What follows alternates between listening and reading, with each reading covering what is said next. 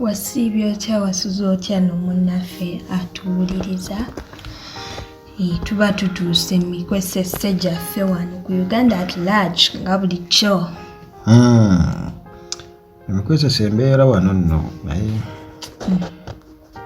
ngenda okulaba ng'otuuse ngamba manyi tumuto kyazzi. Nyegenyege. Kozi nyegenyege. Wagenzaayoko? Sigenda. Nyegenyege atandika nkya. Balumba nkya. Sinadde manyi mwatandise dda. Nabadde manyi mwatandise dda kyobulanga mba manyi togenda kujja. Kyogamba ngenda ku nyegenyege. Wangambye wano togenda mu nyegenyege. Nyegenyege tiketi baazisaze by the way. Zibadde ku mmeka? Tiketi zibadde 25 ziri ku 12 ku bantu b'Ejjinja City. Bategeera batanti oli w'Ejjinja idea. Kati maybe Nyerinya. Derek Deburu, Festival's Chief Executive Officer, yayisizaawo announcement eyo n'agamba nti tiketi ziri ku discount. Ku bantu b'Ejjinja. Ku bantu b'Ejjinja kozi twagala tubalage nti ekintu kino kyammwe. You as the resident. Bana. Mulina okyejjumbira. Ndowooza ab'Ejjinja bwe balina okutegeeza ng'abeeno. Munaayida tujje. Mpozi be babeereeyo.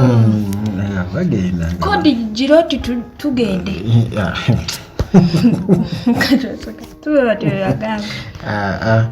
Kale. Kodi tewaliyo mu nyegenyege. Anti bwe basinga okwagala nnyo ekigambo kodi oba kitegeeza kyawo kyempozi. Olusoga lwakola emakkiriza. Yempozi? Wandowooza. Nebikabeera mpozi. Okay. Nange abagenda mu nyegenyege, we just wish you a happy moment, an enjoyable moment. Mugende mu enjoying naye temwerabira nti waliyo life after nyegenyege. Muyinza okumaliriza nyegenyege after 2 months otukaabira. Ati wetwali mu nyegenyege ndowooza kigondi kye nali nakyo sikiraba nafuna olubuto. Naye nabyo peer pound zalaga ebintu byonna gayana mu nyegenyege.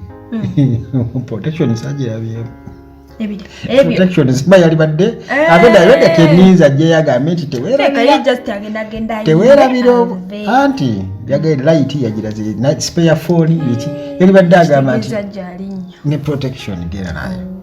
Naye mbu waliwo abamu abatera okubba abantu ng'amanyi oyo yagenze mu nyegenyege. Ezo beera ne banno banyumiza ngenda mu nyegenyege nino genda okunyegenya. Olusimbula bwoti nkera nga bakusetula ebintu eka. Bababbi bangi nnyo eyo kubanga era ekifo ekirimu abantu abangi kyemmanyi tebisobola kuluddamu. Naye bwe abasoga balina BD kubanga omusajja yakibaze wa discount. Nabalaba wano ku Gold ku Acidic Vocal. Ndi musoja. Ndi musoga. Concert. Bajjumbira. Basobola okuba population yowe eri awo. Okay. Nange tujja kulaba ebinaava mu kulonda. Okay, kakati omukulu David Lutalo yatugambye yetabeerangako na problem with Bobi Wine cause munange ngambo zaayiziitingana. Era Lutalo tayagala Bobi. Era Lutalo afuna sente from the government. Era Lutalo what and what. But I don't think I have problem. I have no problem with Bobi Wine. I'm not a political person. Ebintu ebyo obiyingira nze nina bafani bangi from different sides. Obiyingira ebintu ebyo obeera otandise okwawulamu mu bafani. Nze ndi wagundi oyo weerisi muwagira. Ndi wagundi oyo weerisi kikulu abantu baddira music. Ekintu ekyalema tabyagala bye mwogera mbuno. Tayagala Bobi bye mwogera mbu afuna sente from the government. Tabyagala Lutalo waffe.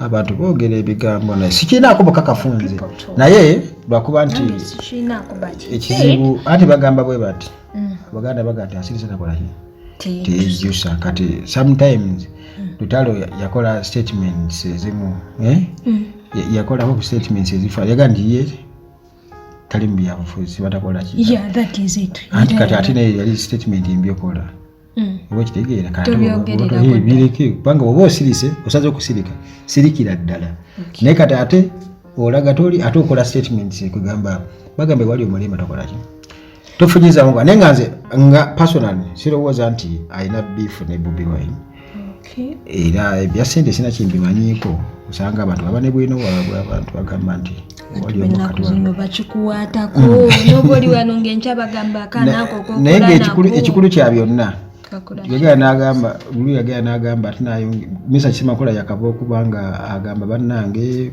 olutalo temwaliko zona agamba nti ekikulu abantu banyonya views na likes oba okitegeera kati kugamba abantu balina nga bagende bali omulema tebafunyizaawo ngalo oba okitegeera kati teyali kyogedde ekyo yali badde agamba bannange maybe next time awachinga ebigambo byokubanga abantu bawano sikyembamanyiko any word you speak out kibamuze kyobola wano ku Uganda atulagisogera nabino of course baba ntawako bacha mandwa zezibyoge mandwa zikulini nizabembogo bannange sibiranga gwe kimanyi nti abantu bebiseera bisinga obungi bo babeera bakulaba era babeera nga oli munakyukakyuka babeera bakola ki bwobeera nga oli muna NRM bo babeera bakulaba nze ndi muki gwe ogende mandwa zezikuliko kati nze zisinza kumanya mandwa mpozi mbuuze mandwa kakati awo naye gwe wembogo ile mandwa zabembogo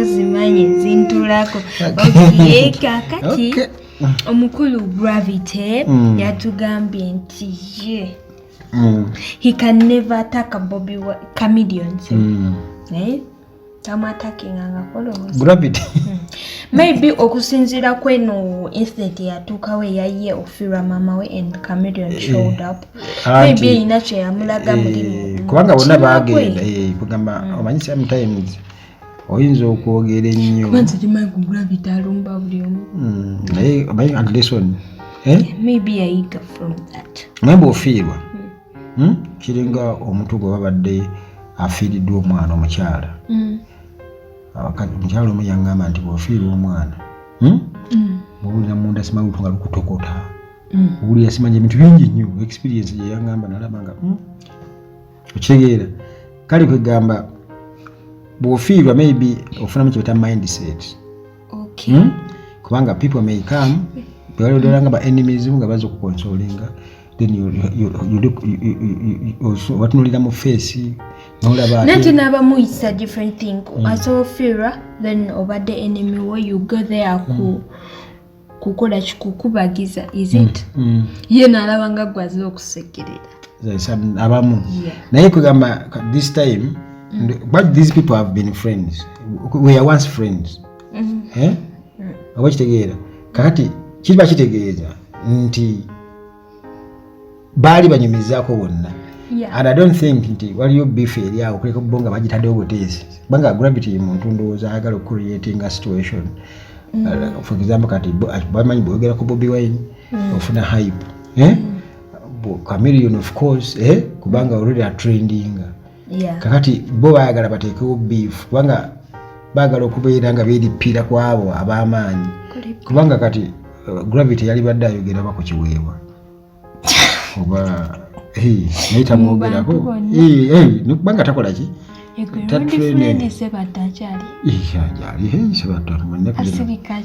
tasirika namulabaawo omusajja nga banyimukadde omusajja oyo yakuba ddole y'omwana kemwogeddeko kantugere olima ddole y'omwana nze mpulira abantu bagamba there is a hidden message mulima ddole y'omwana but nze mpulira tegatta nze mbadde ndowooza nti wali baddeyo faani awo yenna awuliriza eyandinnyambye nansaba wano ennamba yo nenjikumuwa nemwenyonyolegana ddole w'omwana lwaki ddole w'omwana lwaki ddole w'omwana I don't know ddole y'omwana bwewalwagala nnyo oluyimba obumanyi yes of course I enjoy the song nga balukubye nyimbira mutulabe katono anti nja kuyimbira leeti waliwo neyimba kagundi kamu nemponyonyola nti yali ategeeza ki ddole y'omwana wange maama nfudde ani ananyamba omunkanikira ddole y'omwana namuyamba ogimukanikira ddole yeyagala kukanika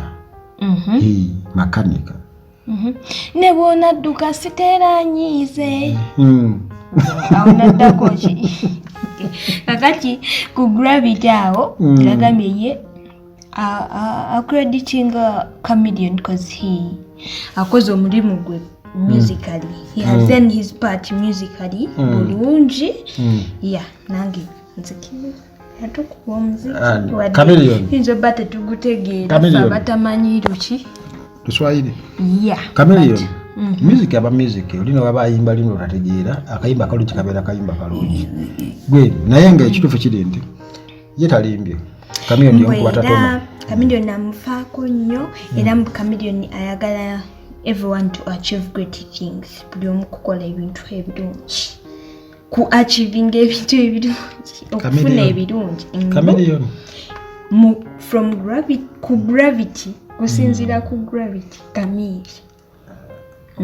Bwe tugenda mu gundi eri ya politics bayinza okuba bakwataganamu kubanga ne Chameleone tali wala nnyo ne side Gravity gyali tebasobola okukwatagana nesuubira nti nno asobola okubeera nga ayogera ebyo yayogera ku Chameleone ng'oba katugeze abyogera ku ani Sebbale oba waluka Sebbale kakati omukulu Abitex naye ali awo ku Gravity. Now Gravity is one of the most undisciplined artists mu Uganda. Yomukubo ataina pizza. True. Now tekayo mukono. No, naka story. Sikiteke wanyumiza kati kusaka story kugenda kunyumiza. Dala yali deserving ekyo na she didn't deserve. Munawe Gravity yayinza obbanga olumu abataliiko yamanyi munange naye ekizibu ekiriwo omuntu omuyanga lwaki abayimbi bano babeera n'amalala manyi kati mulimu abafuna sente nga bakyali bato.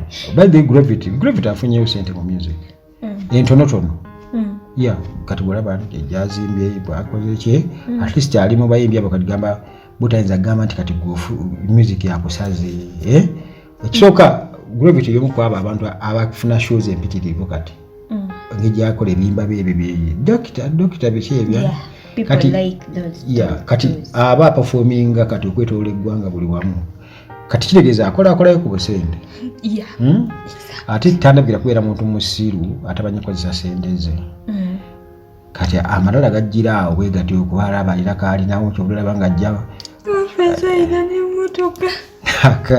yalina emmotoka yekakozewaabwe tugamba bannange era Abitex n'agamba ye tasobola kubukinga Gravity ku kivulu kye kyonna. Gravity talina mpisa alumba buli omu ayogera bye like anti kati Abitex ebintu bye Abitex tayagala bantu beeyisa kyovola babbuji yatulaga ebitundu ng'asuso kati eyo story nagamba Abitex ne Boogie eyo ndala yetaaga okutunuulira ennyo. Abitex bamukola kiki kye bamukola kiri wakati wa maaso ge n'omutima gwe Abitex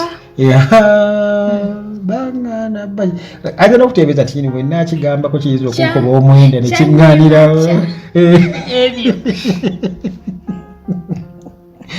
naye nga Gravity engeri gyali nti aleka teyeeguya kati Abitex aleka y'omu ku bantu abatasobola Gravity kubanga Abitex y'omu ku bantu abagalinya ebintu byafuntula okusinziira ku story za kusinziira ku gundi ku bayimbi engeri gye bamwogerako naba lwagadde awo agamba nti ne Chameleone kennyini yayagala nga bakubisa ebivulo eby'obwereere. Abitex y'omu ku bapromoters abayimbi be beekokkola wano kyajja abenga atereeramu oba okitegeera Abitex kati abayimbi abamu nabo baakoowa nga tomalaga mumanyiira kati ne Gravity ayinza okuba amukolaki amwogerera Gravity naye nga to Gravity ayinza okuba nga ukyali bajjo nyakoze yagamba nti Keti ne Abitex mbwe empalana yaabwe mbwe yava okuba ati beesanga ku musawo bali bageze kweroga yali ayogera kasuku bageze kweroga nebesanga ku musawo mbwe empalana yaviira obadde ogeze kundo kokakazi obadde naamugeze Alright, naku Abitex munange. Ne Abitex waka kofira bakamurogira. Simanko ngatakambadde.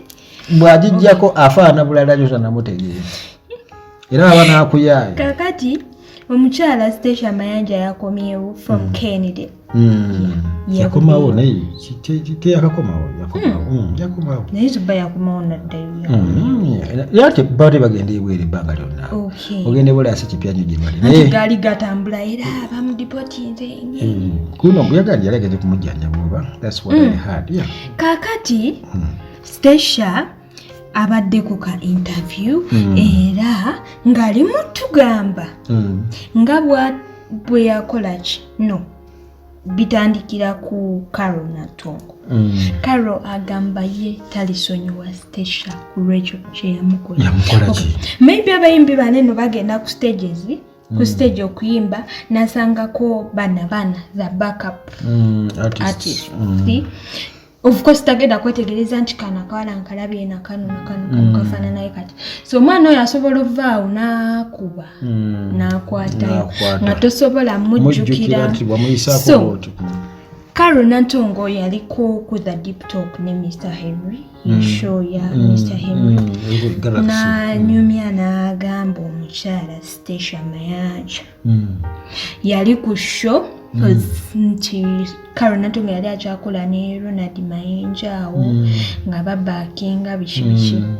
Stasha we yajja ku stage n'agamba oyo bali ku Freedom City oyo ave ku stage sigenda kuyimba ng'ali ku stage agende duwaaki nga yabakinga yomukuwa backup artist mbwe bana ne batandika okubuuza ani nti gwe. So the cameras were all in Carol mbukazi watunawulira nga aswadde ne bakuba kayimba ka Stasha n'agaana okuyimba agamba simba ng'oyo tavudde ku stage. Definitely nze kati nganze omuntu omukulu. Omwana omuwala agamba siri yanyiza. So Stasha Mayanja agamba nti Carol ayina eddoboozi eddungi one of the bayimbi buyamanya bayimbi babiri abamuyimbira n'akkiriza that is Carol Natongo and Chosen Becky. So alumba Carol Natongo nga tanagenda mekka. Alumba Carol Natongo backstage agamba nti Carol tambuza mbujjukira ogende mekka olina okugenda nga toyina gwoyiza tewali toyina gwakuyinako obusungu toyina gwoyinako. So she went cause yali alaba mwana Carol tamubuuza tamwewa ndowooza nga alina ne face engeri gy'amutunuuliza so amulumba yamwerabira olwo. Kugamba yalaika ye yamulaba n'amulabira awo ne biggwa ndowooza Carol wananyiridde jjukira waira wali kirabika oba tonanyirira oba kasiufumu wananyiridde bikitasobola ndowooza olwo ye Stasha yakikola lumu yakyerabira nadda mboliye eri kitatu ku mutima era mbu ye yakati yeebuuza mbu Carol gwe sina kye nali nkoze. Carol lwaki abankyawa kumbe oli yayogera nze mmanyi ensonga ze zaali z'amusajja naye nedda nze bwe nkiraba ensonga ze zaali z'amusajja tutunemu akawala akato kiyinza okubaawo makkati awo simanyi kati awo oba gundi yali luddawo oba sekyewo oba baani awo bwebiti ebintu ebyo wado bali alimu komusajja maybe betaaga okumiitinga Stasha ne Carol then Carol amubuuze lwaki ku lunaku olwo wampisa bwotyo kozi naswala yakola bubi nnyo. By the way abantu balina okuyiga ekintu kino gwe nga bwovuga emmotoka eyo eyakabi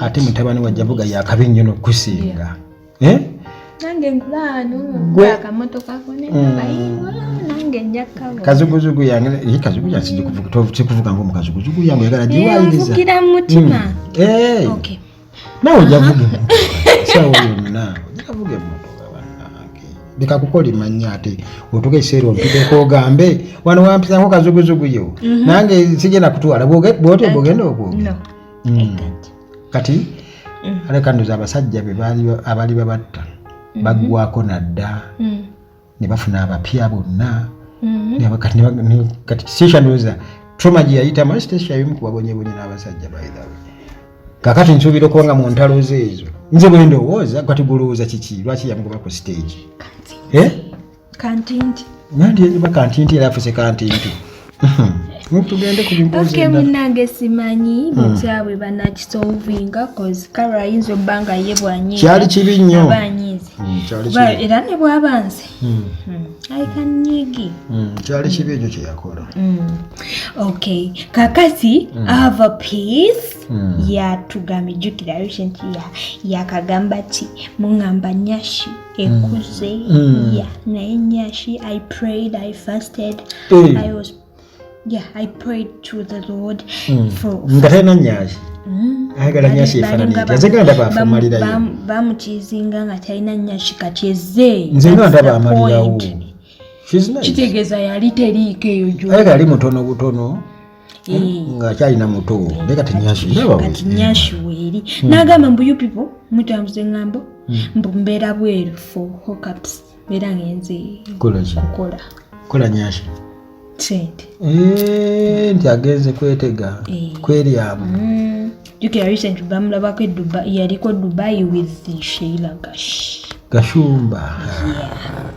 so abaana mutambuza obugambo nti yeryamu abakisi kyekimutambuze bweru but what I know ayinza obba nga Jeff Chiwa ateekamu sente for the girl to be going nkowolere bannayuganda balina experience ku buli kintu bannayuganda batambula dda bannayuganda bamanyi ensi gyogenda mugenzi wa Thailand ononyeyoki yagambye tagendangako Dubai kweryamu abeera agenze ng'alinayo bookings she has work to do that side alinayo shows naye ate bakolabye nani Sheila maybe begwako nga they know ate banyi Sheila kati ayagala nnyo Sheila by the way omwana oyo Avapeace omu ku bayibi benda ba mu future wano ebintu byakola mbanda abo video bwe nga ndabye gyakola she's nice looking naye anti kati abantu nga Sheila Gashumba already bayina ebintu byawe ngeje bakwasaganyamu embeera yaabwe jesivumirira kubanga it's their life naye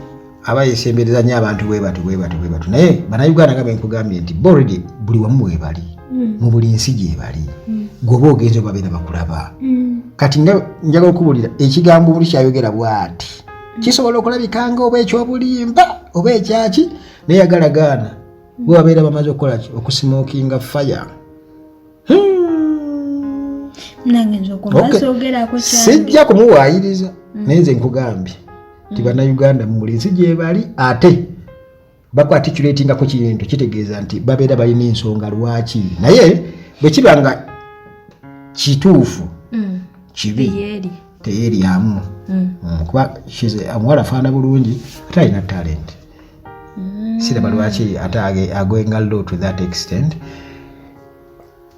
bwe kiba nga si kituufu then amaindi nga abantu babeera nabo not everyone ali popular nti golooza olina okuba naye ng'olwokuba olaba ali popular nawe ojja kuvuga Range Rover muganda wange oyinza okuba nga engonga Patrick Engonga wali omusajja omwa Equatorial Guinea obutambi bw'engonga bwe wakandaga ggwe kennyini wano bwondaga obutambi bwe wakansi nze teweewakana obutambi kompewo kuno kinani ekyabufefeta obunoonyako kyo kulaba engonga oyinza obumalayo ebina bagala kumalayo 5 bina babula n'akalabako olaba engonga era nze bulabye gwapandi wabundaze nange naye ye engonga baawa yenkola muzibu enfuna obwa mukazi w'essukuwa kuba kati buli omu ategedde nga we nalabye engonga bw'oba ofunye ku bwa mukyala we ndaga kuba tebaweebuli ndaga waliwo neyangambye muweeyoko nemusindikira ndaga yona engonga wewe tufudde engonga alina obutambuzi obutambi bwose alina animolo